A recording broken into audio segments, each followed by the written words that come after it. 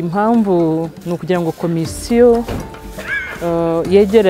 yegeranye amakuru azayifasha mu gusesengura ibibazo by'ubucukuzi bw'amabuye y'agaciro butemewe ndetse n'ibibazo by'ubujura byagiye bigaragara muri raporo z'ingendo rusange z'abadepite, ari naho havuye umwanzuro w'inteko rusange wasabaga komisiyo gucukumbura neza ibijyanye n'impamvu z'ibi bibazo. Buri umwe wese rero ushaka kujya muri uwo mwuga agomba kumenya ibiteganywa, agomba no kumenya ngo iyo tabikoze bijyanye n'amategeko aba ari icyaha akoze kandi gihanirwa n'amategeko.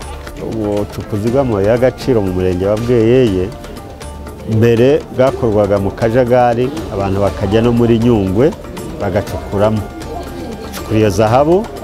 Hanyuma rero ubuyobozi buza kubona ko atari byiza kuko abantu bajyagamo bakangiza ibidukikije babakuramo. Ubu rero turi gucukura mu buryo bwemewe. Ikibazo rero cyo gucukuza butemewe n'amategeko bwasaga nk'ubwagabanutse ahangaha ugereranyije na mbere ya 2020. Kuri ubu ntabwo ari ikibazo gikomeye, nta kibazo gikomeye kikiriho cyane. Mu byo dukora n'ubundi harimo gukangurira abaturage kumenya itegeko rigenga ubucukuzi bw'amabuye y'agaciro butemewe ndetse n'ibihano byabwo, ariko itegeko nibamara kurimenya bazasobanukirwa n'uko iby'umuturage ari ibiri hejuru, ibiri munsi y'ubutaka byose n'umutungo kamere w'igihugu, bityo atagomba kuba yawucukura atabiherewe uburenganzira. Ku ngamba nicyo turi gukora muri ino minsi harimo gushishikariza cyangwa se kwibutsa abaturage amategeko ahana umuntu wese wakoze ubucukuzi butemewe n'amategeko.